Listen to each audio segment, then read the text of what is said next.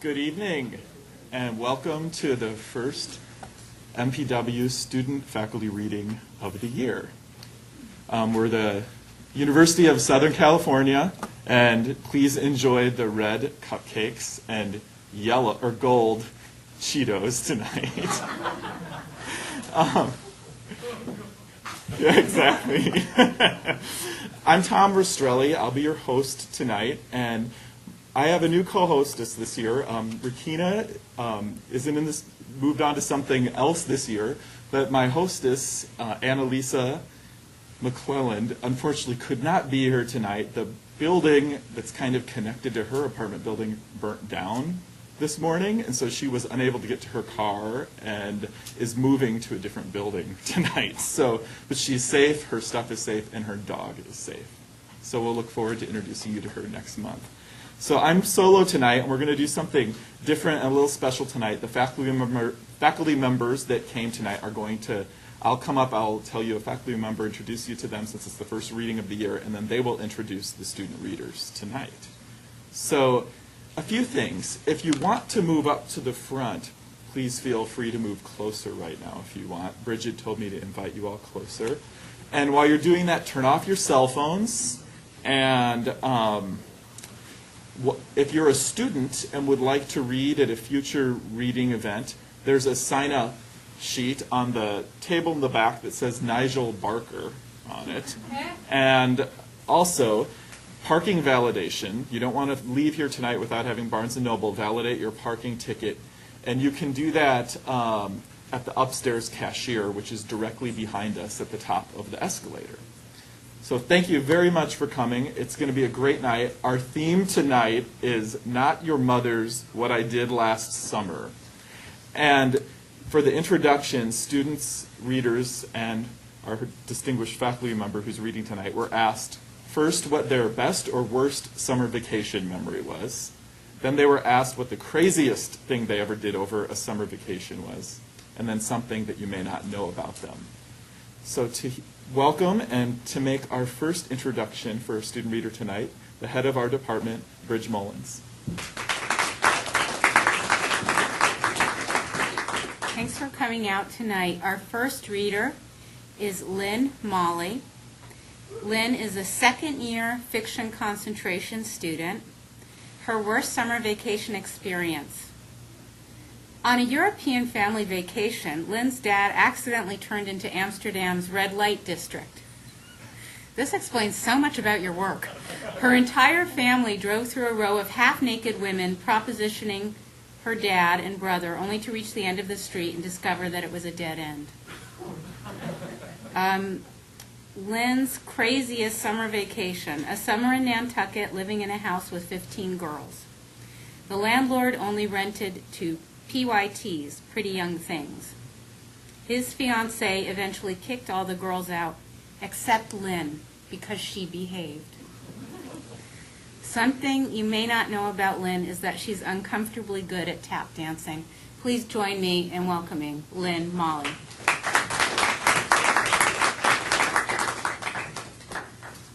I'm going to read two pieces, only halves of the pieces. The first one, it's very appropriate. Bridget should introduce me because I worked on this in her class. So, it's called Temptations and Subtleties. Mrs. Buncake didn't have a garden, so she planted her lobsters in terracotta pots. She lined the pots in a row, one lobster to each pot on the edge of our apartment building's walkway. She said, "This is where they'll get the best sun."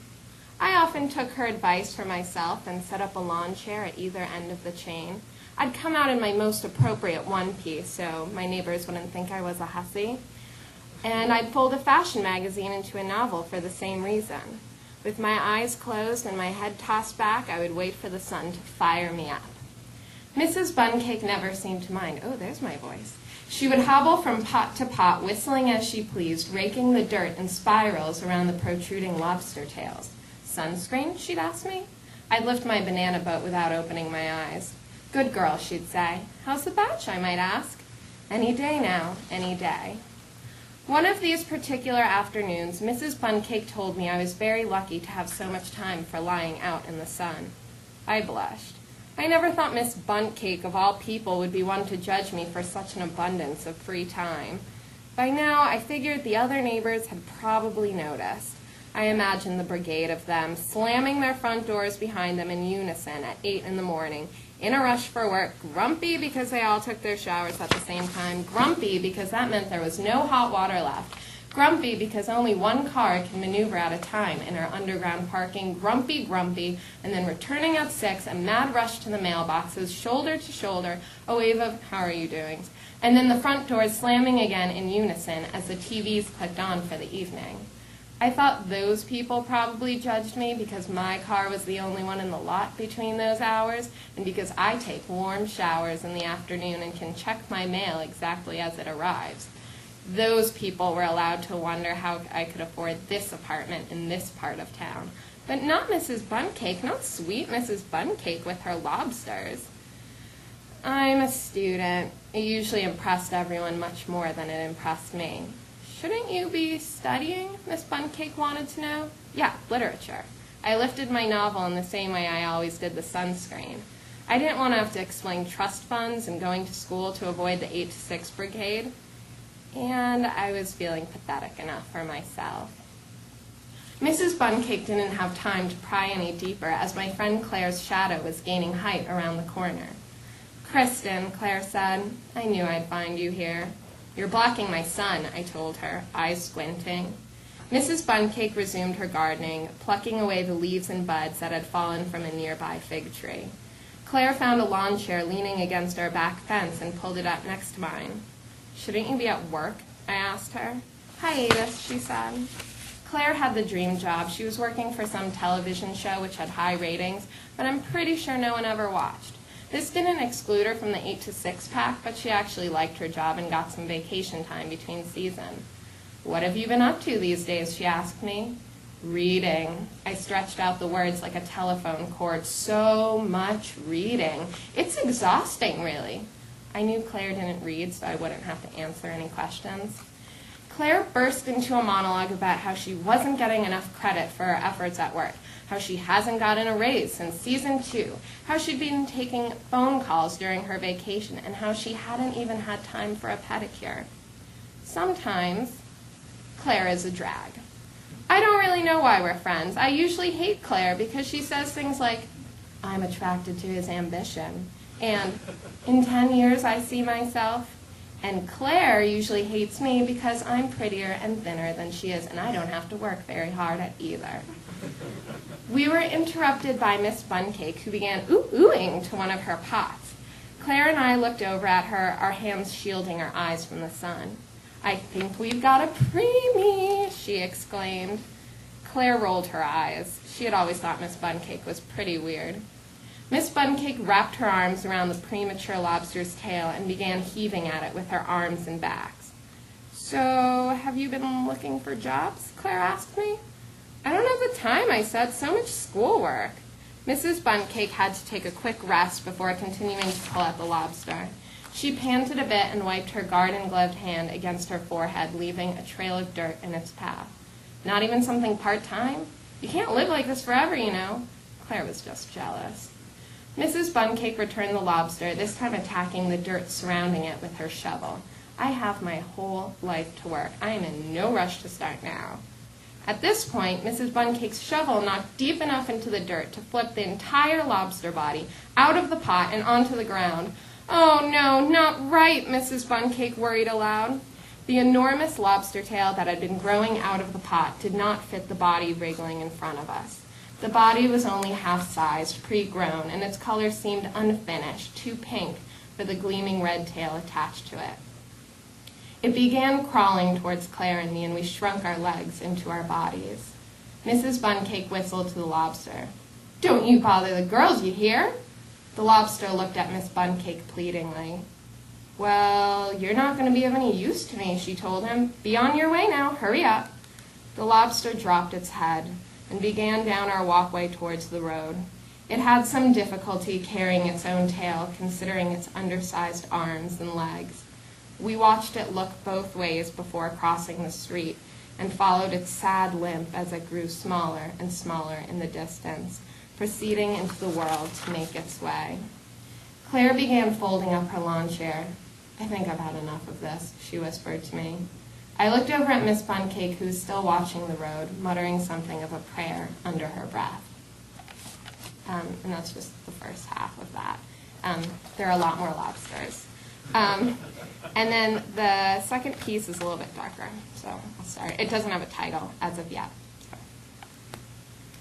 I came home in the summer to find my parents were turning to glass. There were shards embedded in the valleys of their wrinkles. They caught light like pocket watches. When they met me at the airport, my mom put her hands on my cheeks. "Meredith, your face has been in the clouds." She had never flown before. The flight was horrible. I was sitting in front of nonstop teenagers, and the turbulence made me sick to my stomach. I needed an aspirin. They looked at me as if I had been dancing with angels. It wasn't until we reached home that I caught them glinting on the ceiling and clinking against dishware. My mother caught me staring at her arm as she laid out dinner. Her movement was restricted by the teeniest window pane lodged in the groove on the underside of her elbow. "It's okay. We're cutting back on sugar, and your father's been walking to work." I tried to ignore most of it, but I couldn't look towards my father's face the whole night. There was a razor blade slice tucked into the corner of his right eye. He blinked frequently. They asked me about California. I said the weather is nice. They asked me about the city. I said the traffic is bad. They didn't ask about Jacob, but I said he's doing just fine. And when they asked if I wanted dessert, I told them I'm more than full. Immediately after dinner, my parents were ready for bed. They went upstairs kissing me goodnight as they always had. I stayed up late talking to Jacob on the phone. There was glass in their skin. He related the situation to his mom's back problems, which didn't seem comparable at all. I concluded the night in my childhood bed. I hadn't slept alone in months, maybe years. I'd been living with Jacob for so long.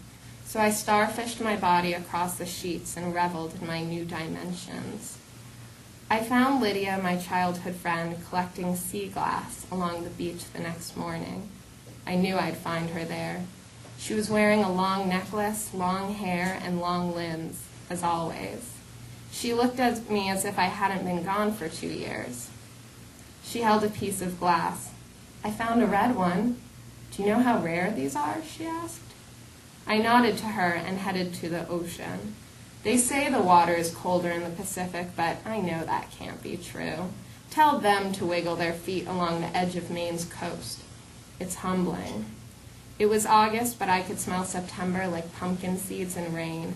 I miss the turn of seasons. Live them your whole life, and it still feels like a miracle with every change. Beer bottles? I guessed about the red glass. Probably poison, if anything. Who actually carries around bottles of poison, I asked. She said, sea glass can be hundreds of years old. That night, my mother and I spoke of my father's mother, who passed away only a few months before. My grandmother had reached 100 when she died, maybe 101, no one knew for sure. My mother told me at age 70, Nana felt at her end. All her friends had died, her capacities were limited, and when she bought Nana a sweater as a birthday present, Nana said, "It's a waste on someone who has so few years to wear it." But my mother said at 80, Nana began to feel life again. She loved her family more than ever and appreciated each day given to her. I like thinking about 80 as a beginning of sorts. I wouldn't bring up the subject around my father. The last time we talked about her, my father told me he showed Nana a picture of me and Jacob.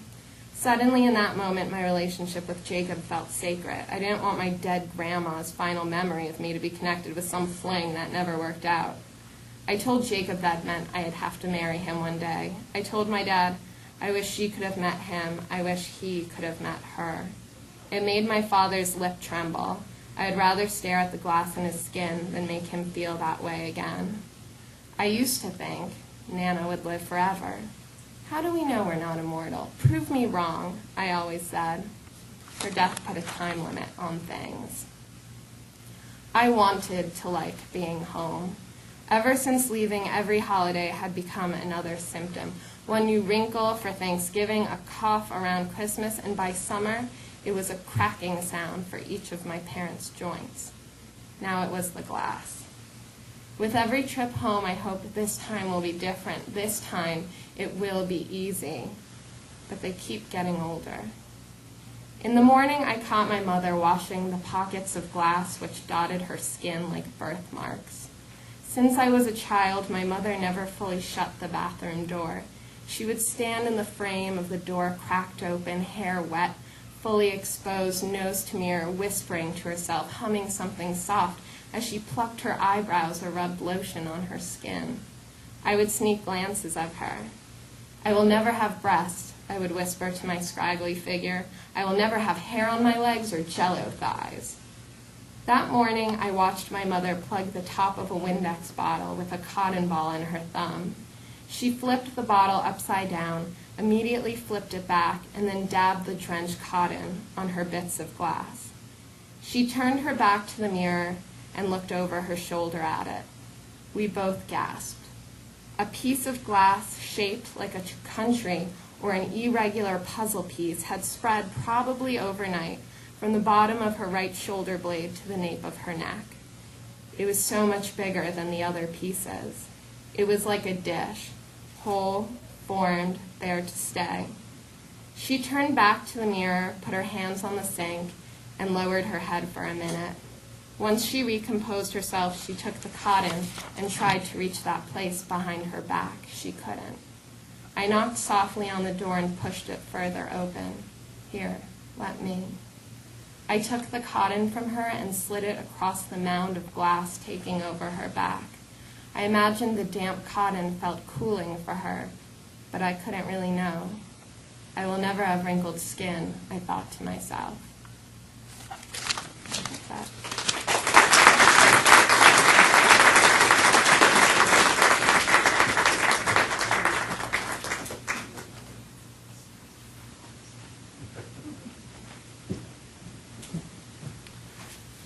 Here to introduce our next two student readers is a great fiction teacher, faculty member Janet Fitch.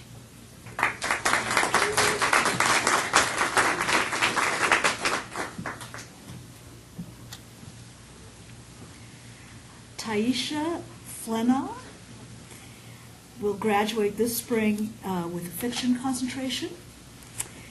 And the worst thing that has happened to her on summer vacation was to live in Alaska. It was the 24-hour daylight that gave her insomnia. Alaska. And the craziest thing she did over summer vacation was, at age 16, she got drunk at the Tanana Valley Square in Fairbanks, Alaska. Wow, I know there's more. And something that you may not know about Taisha is that she loves yoga. I didn't know that. Well, here you go. Taisha.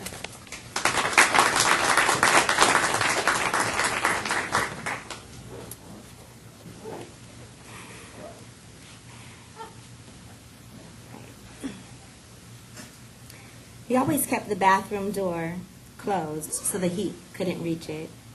The cool air inside turned my breath into clouds. A powder blue trash can sat in the middle of the bathroom, not too close to the toilet, not too close to the sink. I walked over to it, one foot first, then the next, until I could just see over the rim, too full.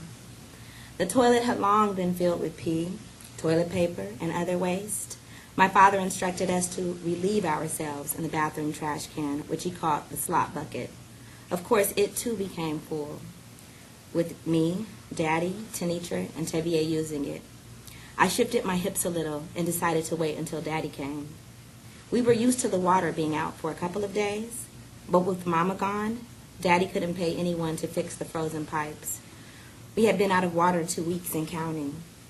Daddy usually carried the slop bucket down the stairs to the opposite side of the snow-covered dirt road outside our home.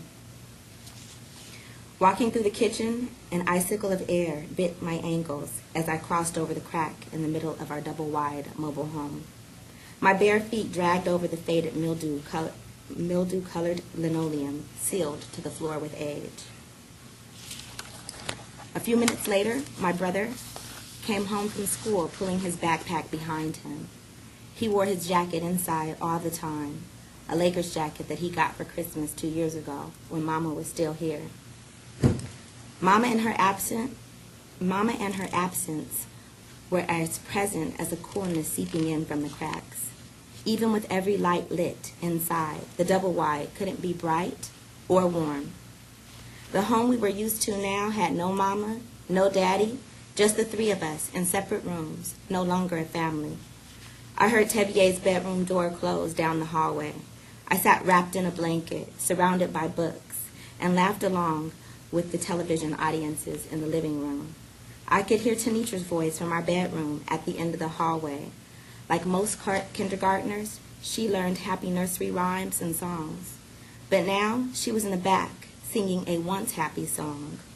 Doe, a deer, a female deer, Ray, a drop of golden sun. Slow, lonely notes oozing out of her. I looked at the time on the VCR clock, 4:30. I had to go to the bathroom badly, but I had to wait till Daddy came home to empty the trash can. I thought for a second about going to Daddy's car shop up the dirt road to use a real toilet. But before I could decide, I felt the rumbling on the stairs outside. Daddy and his work boots were stomping up the stairs. Stage and jumper barked after him, claws clinking on the icy wood. He had been working since we were waiting for the school bus at 7:07 a.m. His auto body shop was right next to our bus stop, a couple 100 yards away from our house. He banged into the house wearing a once midnight-colored jumpsuit. I watched his hands holding filthy work gloves. Daddy's palms wore a permanent tint, and deep cuts blackened by oil outlined his fingers. His shop wore him now as much as he wore his work gear. I read it in his sweat, car grease and fuel, paint splatters and exhaust. He was always still toiling when we got home. I crossed my legs and wiggled. Daddy, will you empty the trash can in the bathroom? Why? Tevye didn't put it out? His eyes darted around the room. Tevye, I asked. Yeah, I told him to do it. He rounded the corner into the kitchen towards Tevye's room, raising his voice. Tevye! A moment passes, and my mind pressed harder into the yearn for the bathroom. With the surprise at the charge against Tevye, it nearly trickled out of me. Tevye finally answered. I heard the pop of his door opening. Heavy steps rumbling on the carpet, and he replied, Huh? Yeah? Daddy spoke with a lowered tone this time. The bathroom. Go empty that slop bucket. Huh? His voice cracked as the edges of time and patience and memories, unbroken, blended into one. It's too full, he answered with the rise of irritation. Taisha and Tanitra, they filled it up too full now. Hey, Daddy yelled. Ordinarily, I would have spoken up for myself, but I had already lost the right. I didn't mean to, but I had told on him. I shuddered in my seat, wanting so much to look, but too scared to see the tears that would be curving over the surface of his eyes like an overfilled water glass. I knew if he saw me, his shame and my shame would break the surface and the tears would overflow. But the job would still be there, tears or not. I told you to do it. Do what you're told, I heard Daddy say. Daddy's tone made me think it was normal. In his mind, it was doing the right thing, a fatherly thing. He told us all the time about wanting us to build character and learn responsibility. But I knew he was tired and just didn't want to do it himself. Tevye was only 11, and Daddy should be dumping out the slop bucket himself. How am I going to deal? I've got gloves. Use them. I heard Tevye's quick, scratchy movements in his room as he gathered things to prepare. I walked to the back room. I wouldn't be able to take it, facing his sunken head as he went past me, holding the slop bucket through the living room. Tanitra jumped when I beat it into the room. What's wrong? She asked loudly. I held my finger to my mouth. Shh. Sitting on my bed, I waited out of Tevye's sight. I kept my eyes on Tanitra. I thought of the stairs outside. The stairs already that whistled in the wind. and the added risk of the stairs in the middle of the winter with piss and shit and tissue all funked together in his hands would be too much. The floor creaked under the shag carpeting as he completed each step up the hallway to the bathroom, 2 feet away from my bedroom door. Finally, he began to walk down the hallway, and when I knew he couldn't see me, I grabbed the door frame and my eyes followed him down the hall. I could see his back slanted forward. Even with his stick-thin frame, the hallway seemed too narrow, as if the walls had begun to close in. As he took each step, I could barely look, and I couldn't bear not to. The throbbing in my stomach from the guilt paralyzed me. Creeping forward, his back became smaller and smaller, and finally he reached the walkway between the kitchen and the living room. I had to follow behind far enough for him not to know, but close enough to be there with him. I raced into his room, careful not to turn the light on, and followed the sound of him and the cloudy breathing of our dogs, Jumper and Stage, as they leaped toward him coming down the stairs. I searched outside through the window pane. He and the wastebasket had survived the stairs, and he waded through fresh snow until he crossed the dirt road. He let the load fall, and the snow changed from bleached white to matching the blackened sky. He moved over a short distance and let his face drop into the snow. On his knees, his body vibrated. I looked around at the snow, covering the grass and the gravel and the trash. The trees at the edge of the field of snow looked like protection, but provided none. I couldn't watch anymore. I realized my shoulders were pushed up to my ears, and I let my shoulders return to normal. A few minutes later, I heard the crash of his soccer ball against the house, so I knew he was all right, still kicking. After Daddy left, I heard Tevier stomp the ice from his boots, go to the bathroom, and seal himself back inside his room. But I had to add something, to speak up for myself. I knocked on Tevier's door. A peculiar odor of faint must and unwashed clothes met me when he opened it. In his room, a cave of sorts had formed, a pile of cassette tapes, a wrinkled sheet on a lonely mattress, and a box spring. His clothes crowded on the floor, closet, and opened drawers of his dresser. His shoes appeared run over on the closet floor. After letting me in, he stepped away and stood in the far corner of the room. I shook my head and dropped my eyes, focusing on the legs of his baggy jeans. I thought I could. I asked him to do it. He should have done it, though, I confessed, still shaking my head. It's not your fault we don't have water. It's not yours either. It's 'cause Mama ain't here. Well, we just don't have the money. We never had to pee in a trash can like this with Mama here, Tevier said. You're right. It was only like 2 or 3 days before we had water again. I know, he said. Mama, I said, nodding my head.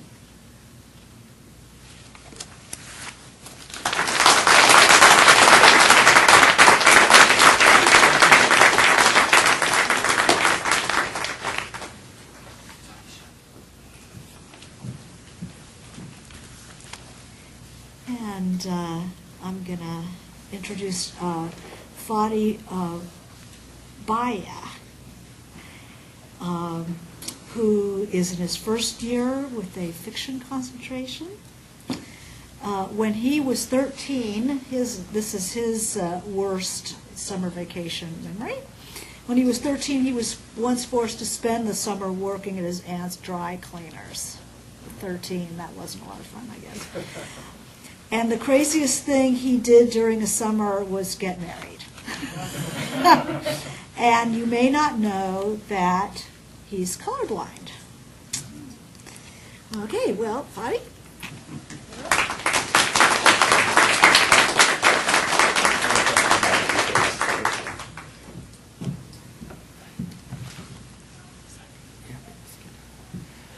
Okay, this is called Chrysalis.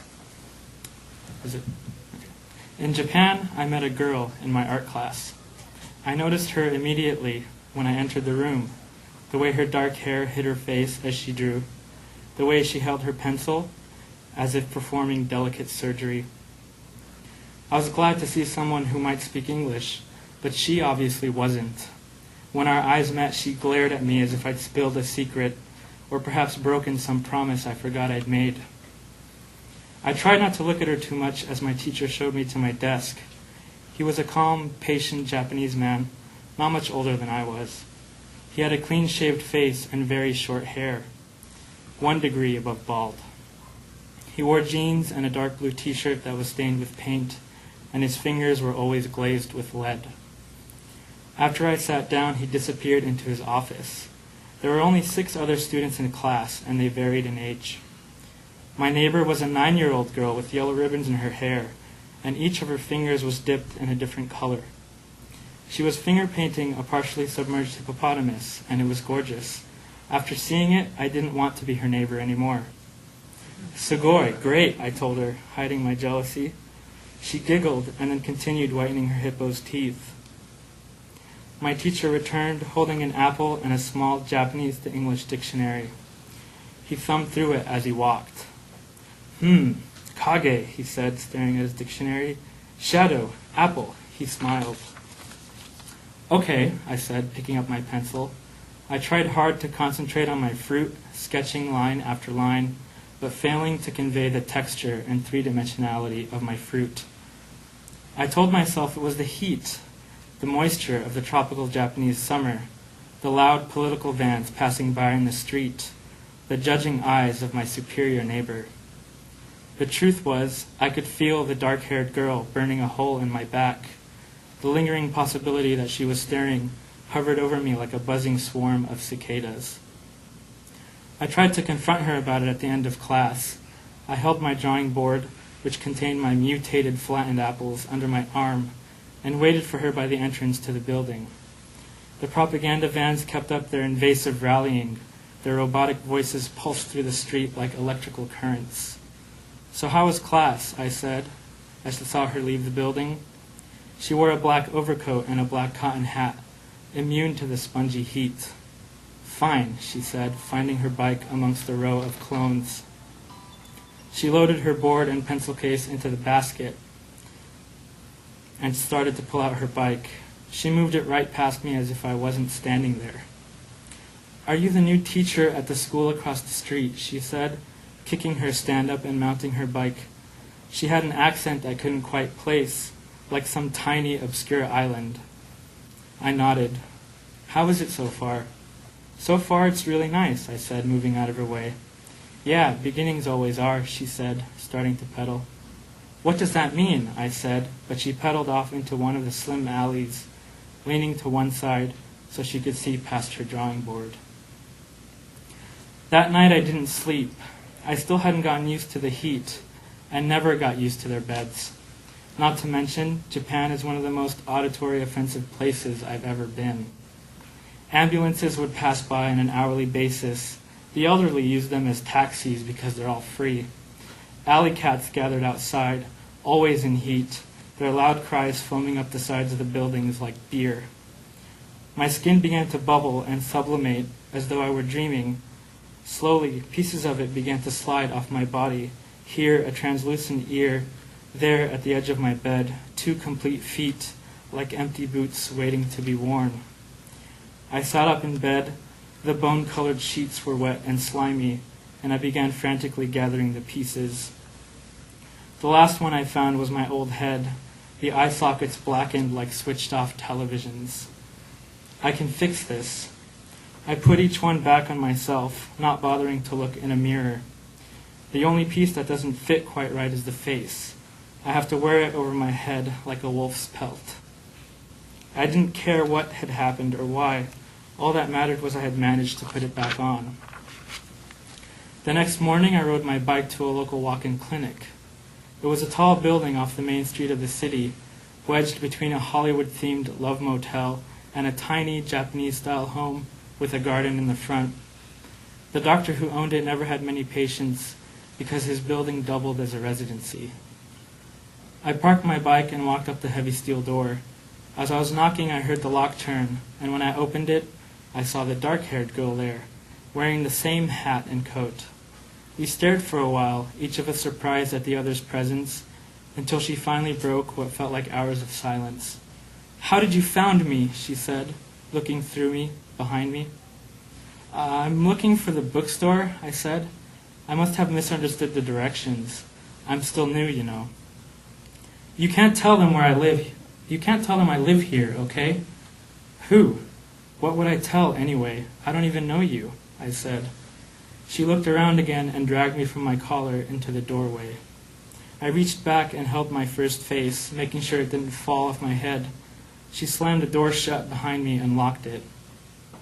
The hallway we were in was open to the sky, and I saw a room at the end that looked like a utility closet. There were trash cans blocking a second door to the side of the one I had just entered. "I just don't want people to know where I live, please." She took her hat off. Her disheveled hair swayed in the breeze like deep sea kelp. "Well, now that I know where you live, you might as well tell me your name," I said. "Rosalie," she said, extending her hand. I shook it with my goopy skin. She didn't seem to notice I had 2 layers of it. "People just call me Jones," I said. "Like Harrison Ford," she said, her lips slightly curling like venomous snakes. The doctor finally realized something was happening in his hallway and came outside. He was an older man with streaky white hair like smeared chalk. He looked at me as though he'd known me for years, held my gaze, then returned to his office. She took me to a bookstore filled with stacks of manga, Japanese versions of American magazines like Rolling Stone, Time, and Vogue, and many other translated novels. She had been here a year already, so she knew her way around. "The English books are upstairs, but I'm not a fan of this bookstore," she said, and we walked to the second story. "Why not?" "I spent hours looking for Asimov, but they didn't have it." I laughed as we reached the second floor, which was filled with more video games than books, and we found the English section hidden in a deep corner. I noticed my old feet cracking like torn socks, and the breeze caused my toes to curl. I looked through the section, disappointed at having found the country's largest collection of books with movie poster covers. "I was right, isn't it?" she said, smiling and poking me. A television in the video game section blared with loud, excited advertisements. "Yeah, this place sucks for books. Maybe Amazon delivers here."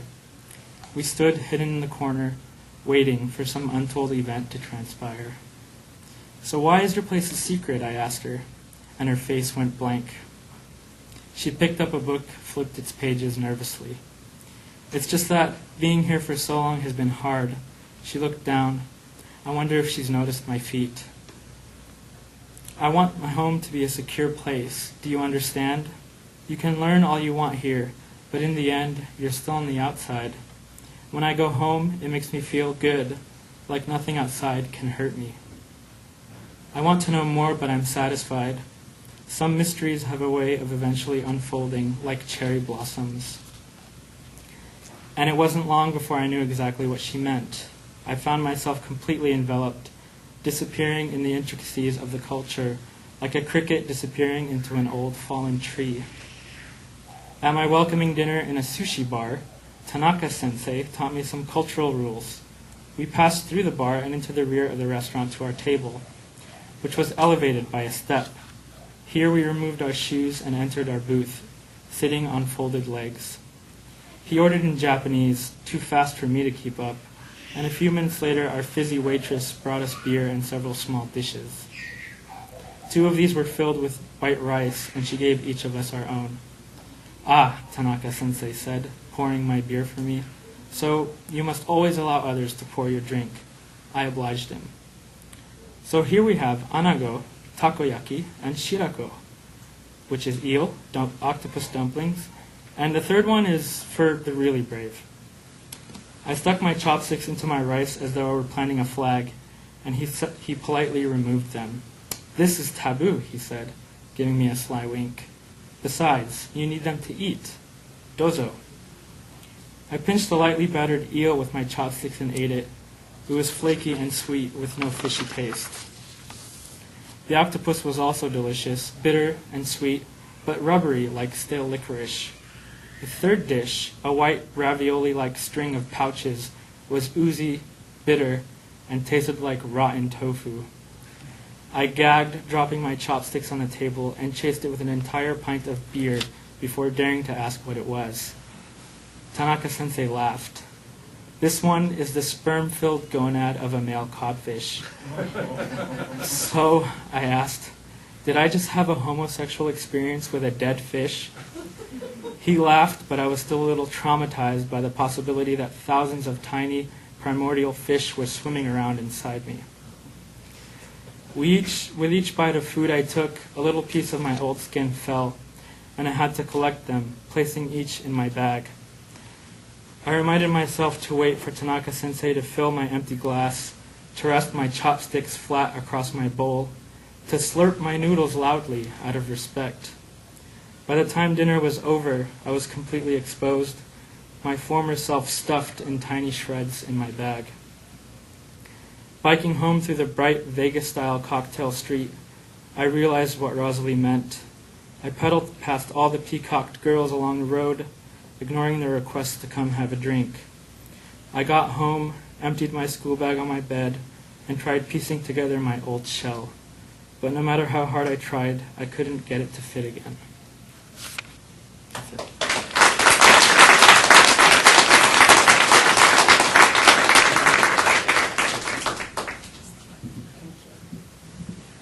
Lauren Signorino is a first semester student concentrating in fiction. Come on up, Lauren. The worst thing her parents did over summer vacation, they made her move to a new city. The craziest thing she ever did over the summer was sleep on the beach when her parents thought she was at a friend's house. You may not know that she makes her own jewelry and has a transgender pet rabbit named Lola. Please put your hands together for Lauren. Hi, my piece is called Turn a Corner. Specimen A wakes up screaming. Her skin is sallow and her hair is lank with moisture. The human girl feels the invisible walls of her confine and realizes that she is trapped. While she can't see the walls that trap her, she senses them. Her confine, or as she calls it, cage, is hazy white, and if she squints hard enough, she can see the walls outside her cage are made of a screen that flashes symbols and numbers that her human brain cannot comprehend. Specimen A throws herself against the encapsulation, but the walls fight back and repel her into the cage of Specimen B. Specimen B wakes up startled and surveys his surroundings. The Promethean boy quickly realizes he is in an alien vessel. Specimen A now realizes there is someone or something in the cage next to her. She limps to the only wall she can see through clearly. At first she thinks it is a mirror, but after a moment of not seeing her reflection, she taps on the wall.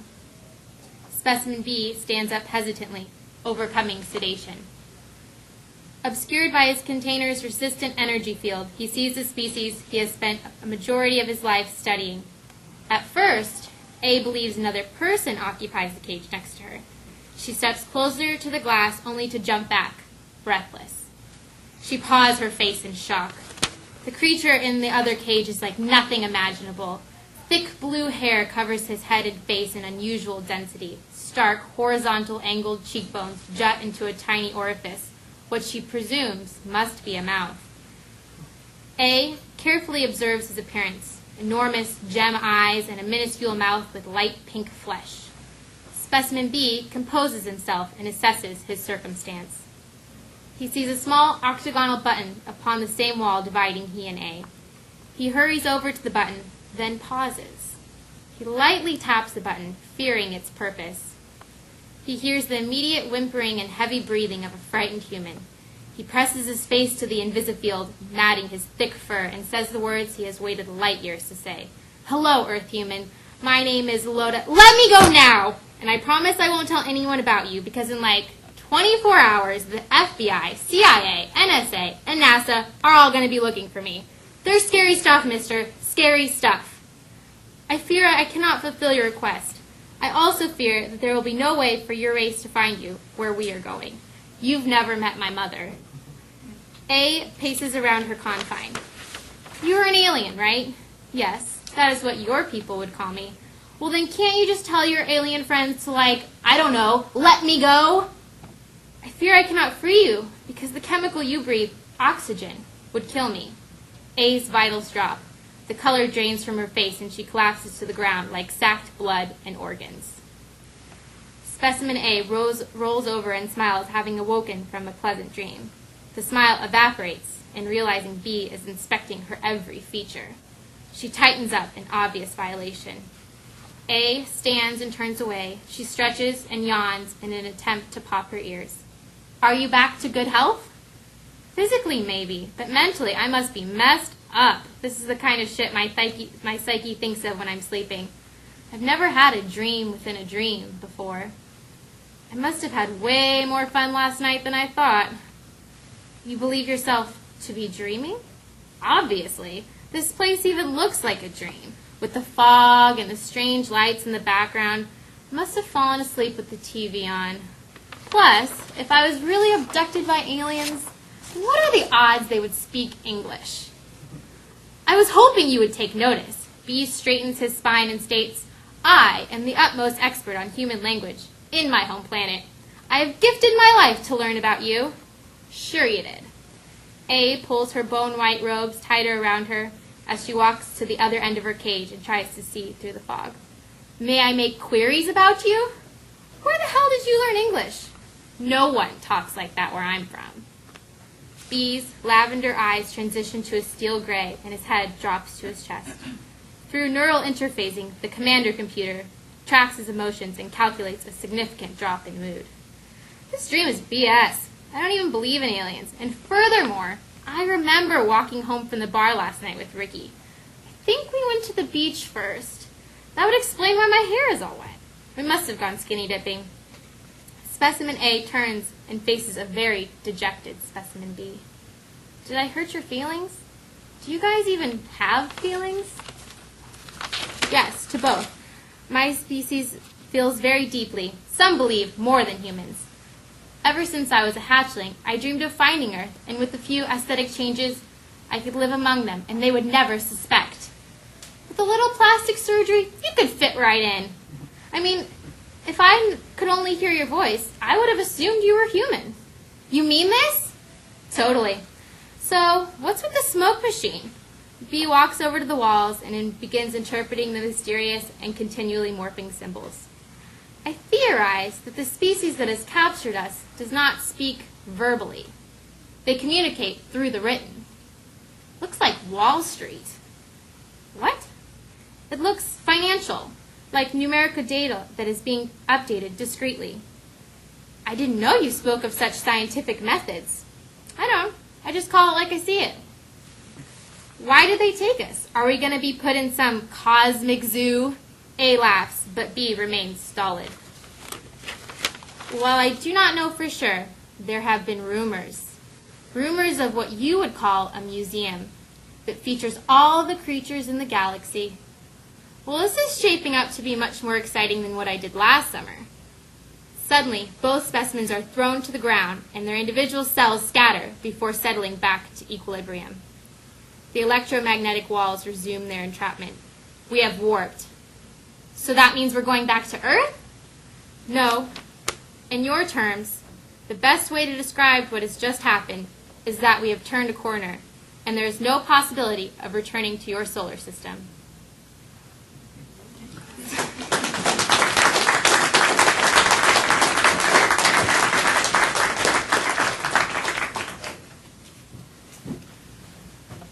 Our next faculty member here to introduce tonight teaches playwriting, screenwriting, and pretty much jack of all trades courses.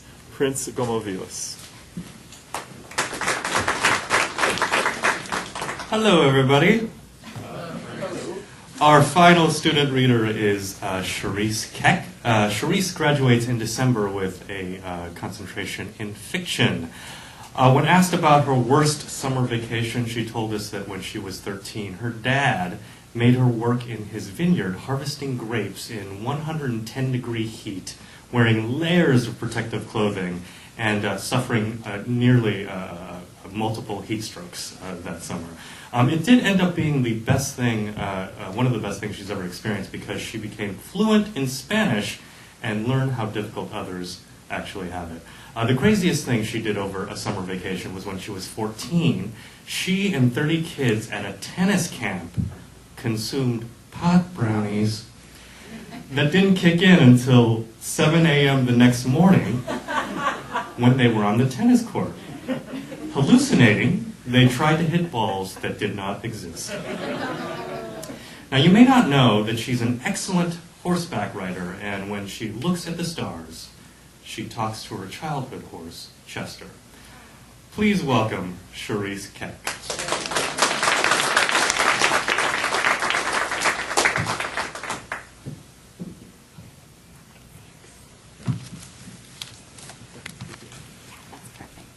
So this is something that I'm working on for a larger piece. We decided to come to a club on Santa Monica Boulevard called The Lounge. Today it's not The Lounge anymore. Nightclubs in LA reinvent themselves same as people do. A little nip-tuck on the exterior, a few new disco balls, a brand new night, an awesome promoter, a couple of celebrities, and the same old location turns into a thriving mecca of gorgeous socialites, trust fund babies, talent agency assistants, and anyone else interested in being naughty on a school night. This venue has been remodeled numerous times. At the start of my career clubbing, it was called The Lounge, then The Lobby, another remodel for Foxtail, and today it's called MI6. I've been a regular at this same venue for too many years. I was waiting for Dylan, standing by the coat check, fidgeting slightly, adjusting my feet, tired from dancing in 5-inch heels. I was staring blankly at the attractive strangers, watching as they moved freely on the dance floor to the pulsating beats of DJ AM. I remember feeling startled when they smiled back. Dylan, a boyfriend I'd been trying to get rid of for years, except once he'd learned I was a potential heiress, if the lawyers left anything for the beneficiaries, had gone to the bathroom for what seemed like an eternity. I glanced down at my left wrist, and the sounds of large, oversized bangles clanking against my watch magnified in my ears, as was the sound of the Santa Ana winds clattering through the drawing palm trees outside. I checked the time and wondered how long I'd actually been waiting. It was only 1:37 a.m. Early in the evening for me, those hallucinatory days. I remember feeling anxious, surges of energy throbbing in my stomach, reminding me that I was high and making me hyper-aware of the sounds and movements of the clubbers around me. I reached inside my tiny black clutch for a Marlboro Light, pissed off that the do-gooders had passed a law banning smoking inside restaurants and bars. I secretly lit the cigarette with my orange lighter.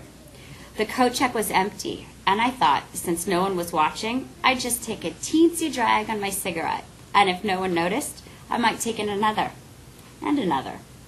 The filter was already stained soft pink from the shiny gloss I'd applied earlier that evening. As the nicotine calmed me down, I waited more calmly, thinking that people were so self-centered I could probably get away with taking another puff, and then another, without anybody noticing. I checked my watch again. It was 1:38. As I stood by the coat check, scantily clad in a short, tight black dress appropriate to the style of that summer, surreptitiously smoking my cigarette, I began to ponder how much I disliked this new California law. I took another drag, and a mischievous smile formed on my lips. I thought about all the times I disregarded and would continue to snub this inconvenient new law. At 1:39, I noticed that I was being watched. To my right, I noticed this very familiar, but much shorter in person, C-list actor, flanked by 2 other short men glaring at me. I looked away from them, glanced toward the bathroom, then down at my watch again, and saw them saunter over my direction. The actor came right up to me, close enough for me to smell his cologne over my cigarette, and close enough to make a girl not inviting a visit feel uncomfortable. And with a thick accent, he began speaking. I have to tell you something. You and I have this amazing sexual connection. It's electric. It's tremendous. Your energy is tremendous. It's here, between us. If I reach out, I can touch it. It's in the eye. He paused and stared right into my eyes, caught my gaze so that I couldn't look away, and said, I know we would have great sex. I can see in your blue eyes that you wish to have sex with me. I am here to offer myself to you. I'm JC, by the way. My cigarette fell to the floor, and I averted his gaze, looking at the dark polish on my toes, praying that I might disappear into it. I was speechless. "Do I make you nervous?" he asked. "You have no idea how much I want to run my fingers under your dress." I knew that I ought to be frightened, but I was too high to speak. Judging by the white residue filling his right nostril, he wasn't in his right mind either. I grinned like an idiot and told him that my boyfriend was in the bathroom, and as soon as he got here, we would leave. I looked at my watch again, this time 1:40. He didn't even blink an eye about that. He reached out his right hand.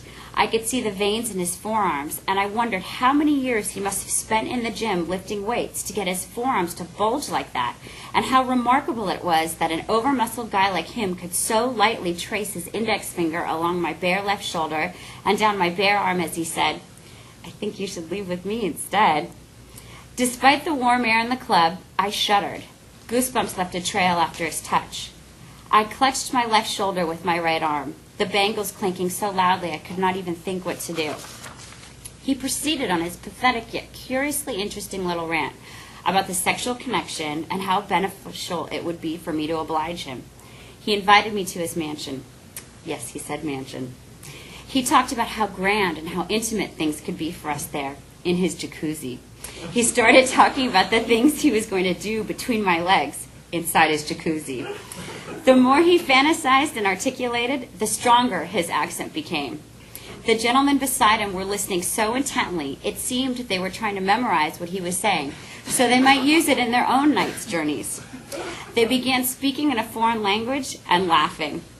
Where was Dylan? What the hell was he doing? It never took this long to do blow in the men's bathroom. I needed to be rescued, and I needed it now. I stood there listening, but not hearing JC, and I tucked a loose strand of dark hair behind my ear. It was now 1:42 a.m. After a lifetime, Dylan finally came out of the bathroom. He smiled vacantly at me and said, "Ready to go?" I looked at JC, said goodnight, politely, as I'd been raised to be, and walked towards Dylan. I noticed Dylan was also secretly smoking a cigarette. "What took you so long?" I asked. Before he had time to respond, JC and company aggressively made their way towards us. "Oh no," I said softly under my breath.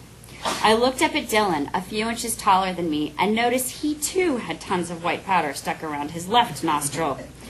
I didn't understand why the men in this city didn't at least glance in the mirror after leaving the bathroom. As the dutiful, sensitive, and paranoid girlfriend, I pinched his nose between my fingers, wiping away the residue. JZ immediately launched right in on him. "I'm sorry. I was just talking to your beautiful girlfriend, and she made it very clear she was waiting for you. I have this incredible sexual connection with her, and I think we would have the best sex. I asked her to come home with me. She told me I had a boyfriend, and it's nice to meet you. I'm Jean-Claude Van Damme." My heart started racing, and I couldn't believe the nerve of this douchebag. I thought Dylan was going to kill him. But in real life, he can't kill him because he's Jean-Claude. And Jean-Claude knows how to fight, and he kicks all this ass in those mildly amusing martial arts movies. But no, how does my crafty, motivated only by money and celebrity boyfriend respond to this situation? Dylan says to him, "I loved you in Bloodsport." I couldn't believe it. The high evaporated and my heart stopped. So next, the two of them start broing out. They talked about the movie, working out, flexibility techniques, diet, nutrition, and how hot I was, like I wasn't even standing there. Then Jean-Claude offered the invitation to his house. Before Dylan could respond, I looked at Jean-Claude, said hang on 1 second, and pulled Dylan by the shirt a few feet away to the nearest corner. He took another hit from his cigarette and put it out on the floor with his Hugo Boss shoes. "There is no way I'm going home with him," I said. I didn't feel comfortable. The guy was doing dirty things to me in his mind right in front of us. Dylan, completely out of it, responded, "Come on, sweetheart, it's Van Damme. We have to go. Besides, I'll protect you."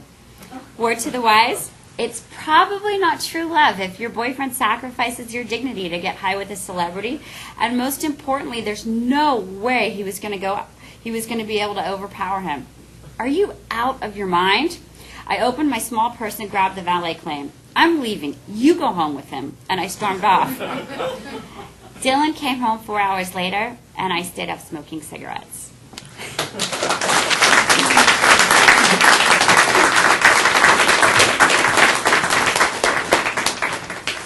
Well, thank you once again to all of our student readers for reading tonight. You were great. Thank you very much.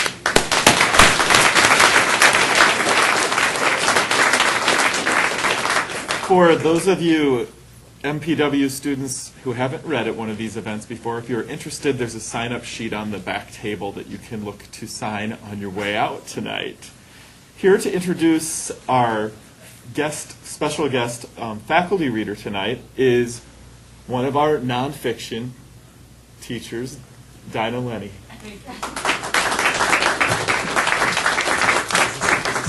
Yeah, this is great.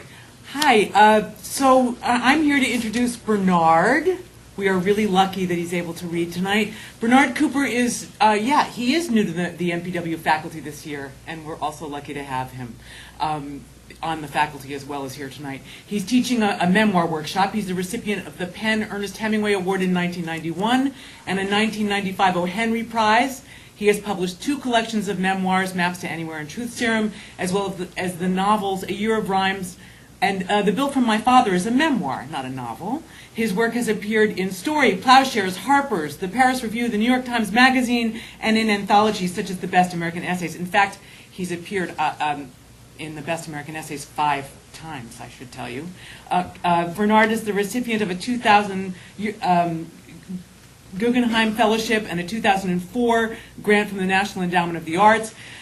As a kid, while making a summer clubhouse in the garage, and for reasons that now seem both stupid and unfathomable, he nailed a coat hanger into an electric socket while holding onto it. Bernard, you never told me that. Ever since then, Bernard says, I've been 20 times more likely than the average person to be struck by lightning. I'm delighted to welcome Bernard.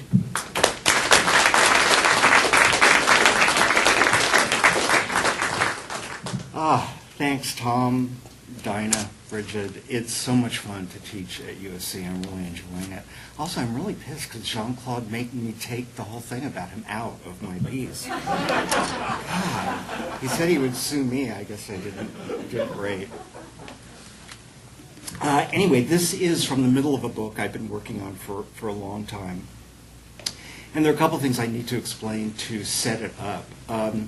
At one point, my partner and I lived across the street from 5 women who it turned out were the dressers for Christina Aguilera. I didn't know this when they moved in, but they all wore black, they all had spiky black hair, they all drove identical black SUVs, and they each had a Yorkie. I don't know if you've heard a Yorkie bark. You never recover. What was really actually annoying is that they used their garage as this kind of factory to make costumes. And for those writers who don't know, if you write in your house, you have to pay a business tax. And that's especially humiliating when you have a writer's block. So I knew they weren't paying any taxes, and I was paying money just to sit there and not write. This book takes place in the last couple of years of my partner's life, when he was in the advanced stages of AIDS. And the last thing I need to explain, I was going to play an example of this music, but it's much too abrasive for a bookstore. But there's a kind of music called glitch, and I think if anybody would want to listen to it, and it's unlikely, I'll give you some recommendations, but I'm not going to play any. All right, so here we go. Can you hear me? Okay. One morning I woke up and found Brian standing in the bathroom with his head tilted back, holding a bloody Kleenex to his nose. Neither of us was too alarmed.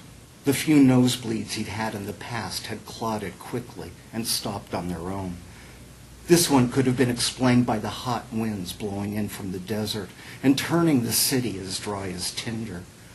Or it might have been caused by one of his dozens of medications, though we couldn't remember whether nosebleed had been listed as a possible side effect on any of the package inserts. And we weren't about to open them all. They unfolded to the size of road maps and scanned the fine print. I should mention that the deadline for a book I wasn't writing was approaching fast. Knowing I was eager to get to work, Brian shooed me away, saying the blood had begun to clot and insisting he'd be fine. And so I descended into my study, a partially subterranean space the house's former owners had forebodingly called the rumpus room. Our home was built before safety codes required residential structures to be set back no fewer than 10 feet from the street, and my study's one window was so close to the curb that it could have been used for fast food drive-through service. The street had recently become a popular shortcut for students from a nearby high school whose brick bell tower and Gothic archways made it a choice film location whenever Scripps called for a quaint recreation of 1950s America. The present-day students, however, yelled into their cell phones, graffitied people's walls, and flicked lit cigarettes into our yard. One group of boys, a flock, a troop, a pride, a herd, had recently started to express its solidarity by wearing identical black T-shirts printed with the image of a human skull, and beneath it, written in Gothic script, the name of a defunct heavy metal band, Megadeth. Given the situation with Brian, a parade of skulls passing by my window was more than I could take, especially first thing in the morning. I closed the blinds against distraction and sat at my desk. No sooner had I turned on the computer than the 5 Yorkies across the street began yapping at foot traffic. On and on they yapped. Their stamina was uncanny. Apparently they didn't require air. Or else that was wishful thinking on my part. To tell the dogs apart, each of the dressers had brushed the fur on her pet's head into a jaunty little top knot and tightly cinched it with a different colored ribbon. Too tightly, perhaps, which might have explained their ear-splitting pitch. All the while, I could hear the women talking to each other on their front lawn, dropping the full name of their pop star boss as loudly and often as possible to impress the passing kids. Christina Aguilera is all about super sexy, confident attitude minus the slut factor. Or, I'm sorry, but Christina Aguilera looks totally skeletal in stretch denim.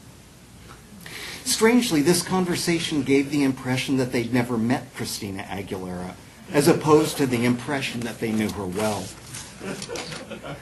I pushed off my desk and rolled back on casters, my task chair acting as a catapult. I flew toward the blinds and yanked the cord. Rising wooden slats collided. Women and canines came to a halt. They turned to see me framed in the window, cranky and haggard. When they paused to take a collective breath, spiked hair and quivering top knots seemed to pick up signals from a distant world. What could I do? Expressing annoyance only encouraged them. I returned to my desk, desperate for some way to block out the noise and get back to work. I was about to give up when I remembered the phrase, wall of sound, a term used by record producer Phil Spector to describe the reverberating pop songs he produced in the 1960s, the soundtrack to my boyhood. Because it had been years since I'd listened to music from that era, the phrase didn't immediately bring to mind the immense echoing harmonies of the Ronettes or the Righteous Brothers. Instead, I took its meaning literally and imagined decibels pressed into bricks.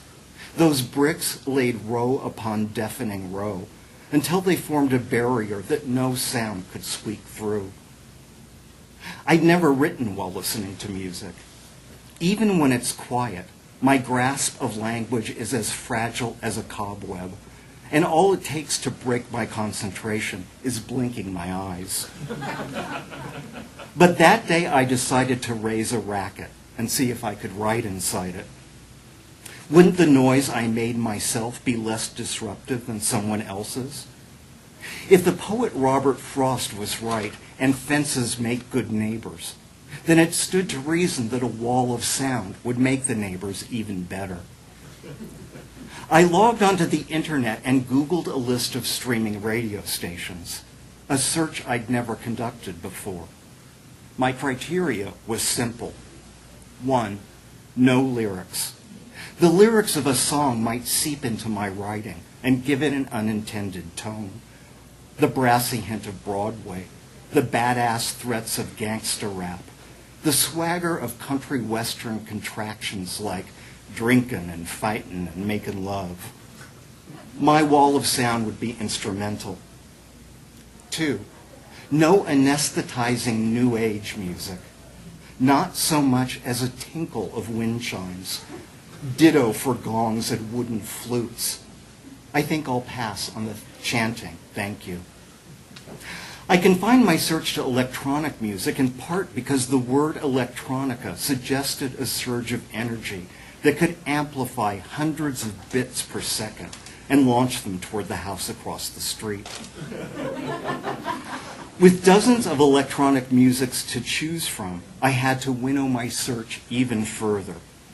First, I vetoed those stations whose names suggested the dreamy lassitude of ambient music.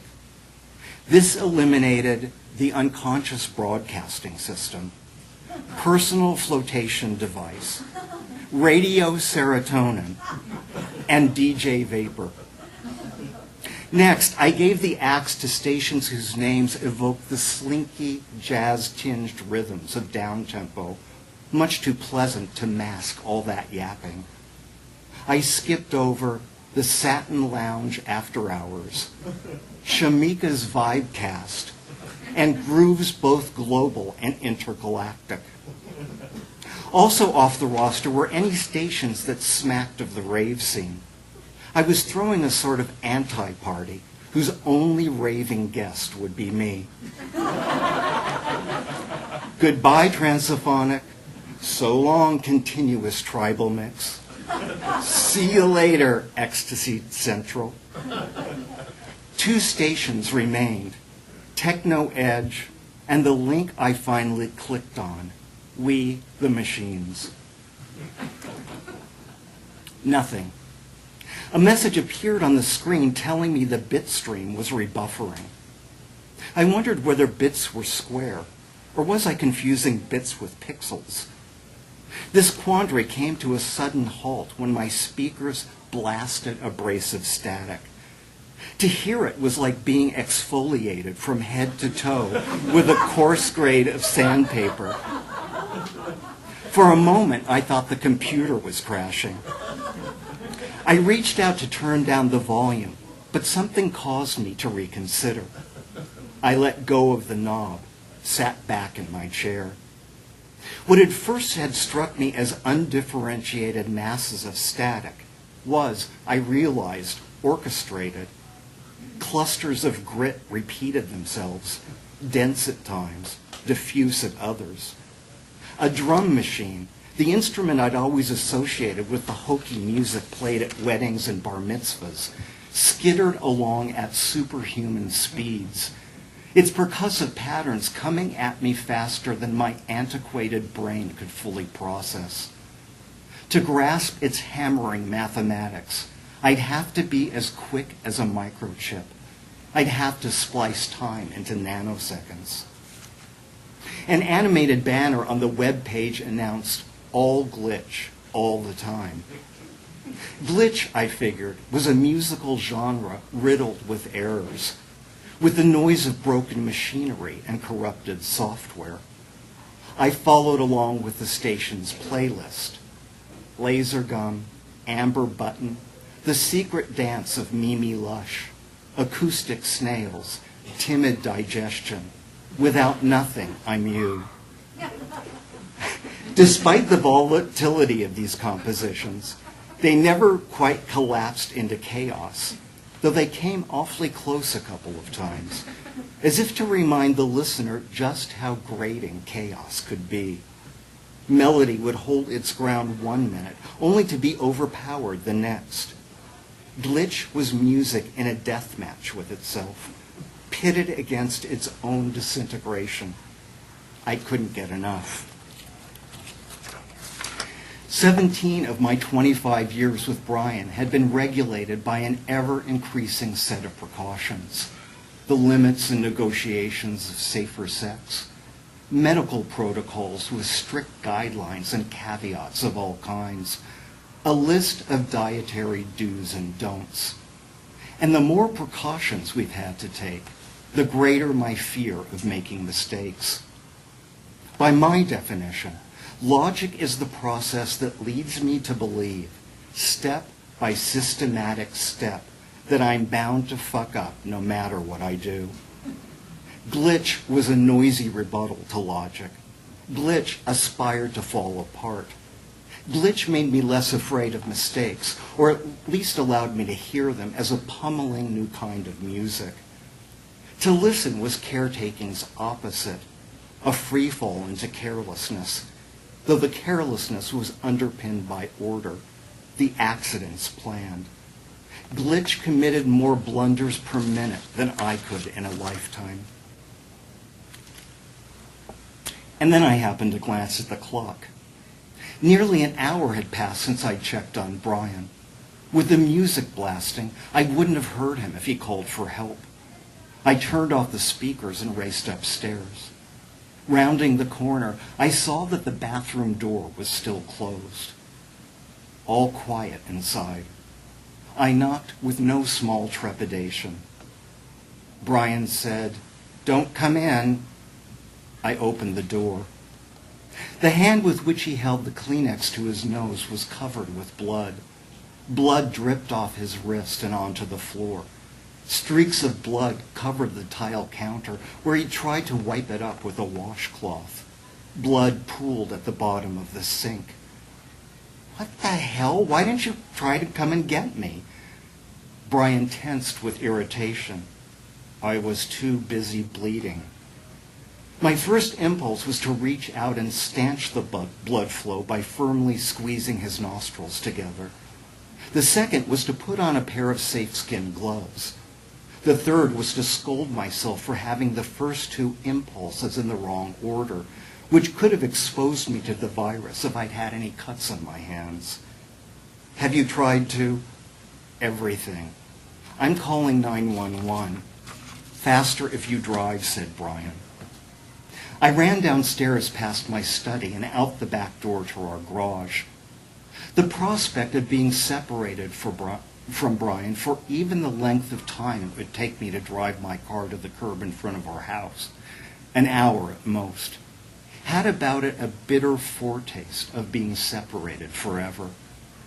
I lifted the garage door with such force it crashed against the ceiling and wobbled on its springs. The passing kid slowed down to gawk. My riding uniform, a frayed t-shirt, faded jeans, and rubber flip-flops, apparently didn't inspire the respect that's usually granted to a man in uniform. Pulling out of our garage is tricky. It's impossible to see if cars or pedestrians are approaching from either direction. And so, for safety's sake, I faced the kids and ordered them to back off. "You back off," said a girl whose hand was thrust into the rear pocket of a boy's pants. The boy glared at me with glassy, bloodshot eyes. He said, "Why you dissing us, bitch?" I have to say I was kind of flattered at that, but that's a whole other story. This is the first time anybody called me a bitch. I pointed to, a little weird aside there, I don't know, a little levity. I pointed to my car. "I don't want to run you over." My ambivalence about not wanting to run them over must have shown, because the boy puffed out his chest and stepped protectively in front of the girl, who yanked her hand out of his pocket and flipped me the bird. They're lucky I had an emergency on my hands, because otherwise I would have ignored them even more curtly than I did now. I pulled up to the front of the house just as Brian shut the door behind him and tested the knob to make sure it was locked. He cautiously made his way toward the car, pinching his nose closed with one hand and clutching a box of Kleenex in the other. When I jumped out to help him, I saw that he left a trail in his wake. At some point, he must have stepped in blood, and now the heel of one shoe was stamping a dark red print across the walkway. With his head tilted back, he hadn't noticed, which was a good thing, because if he had noticed, he'd insist on delaying our trip to the emergency room long enough to go back inside the house and check to make sure he hadn't tracked any blood across the carpet, all traces of which he'd have to treat with his favorite brand of foaming aerosol stain remover before they had time to set. If hemorrhaging seems like a circumstance in which a can of aerosol stain remover would be the last thing on his mind, I'm talking about a man who, after receiving bad news from his doctor, goes to the mall and has his shoes shined. The largest, most dog-eared book on our shelves wasn't written by Herman Melville or Jane Austen, but by Heloise, whose tips on household cleaning have been gathered into a fat paperback for people who aspire to encyclopedic neatness. Brian has been known to quote from it verbatim. "Ready?" I asked, once our seatbelts were buckled. Brian flapped his hand in a get-going motion. I started the car, accelerating gently. I was certain I knew the fastest way to the hospital, and also certain I was heading in the wrong direction. No matter how tightly Brian was buckled into his seat, no matter how smoothly I maneuvered the car, his body was a vessel filled to the brim, at the risk of spilling over when the turns were too sharp, the roads too bumpy, the hillsides too steep. He braced himself against the armrests, an exertion that would either hold him steady and lessen the hemorrhage, or cause his heart to pump all the harder. Driving became a series of split-second decisions between the advantages of balance versus those of speed. Was it better to get him to the emergency room quickly, or with the least amount of jostling possible? Not only did I hear his swallowing grow thick, I felt the thickness filling my throat. To look at him for long would have been dangerous while rounding one blind curve after another, but a couple of sidelong glances told me all I needed to know. Fair-skinned to begin with, he'd paled to a near translucence. A small red bubble burst from his nostril. His teeth and saliva were tinted pink. Leaning against the headrest, he stared at the pattern of tiny perforations in the car's upholstered ceiling, counting them to distract himself, or so I supposed, from the realization that nothing he could do, no force of will, no tilt of the head, would stop the blood from coming. When I next looked over, his eyes were closed. "Don't pass out," I pleaded, as if holding on to consciousness was a favor I could ask of him, or one he could grant. Thank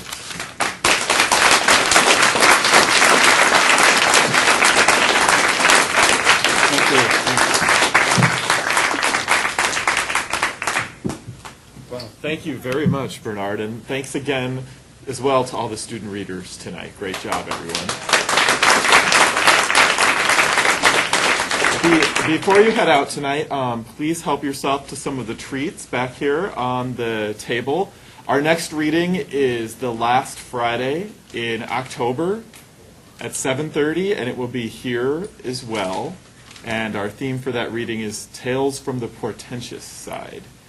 And we also need to thank tonight our faculty members who are here, and to Bridge for the work you do in the program. Thank you very much. And a special thanks to William and the people here at Barnes & Noble, The Grove. Thank you very much.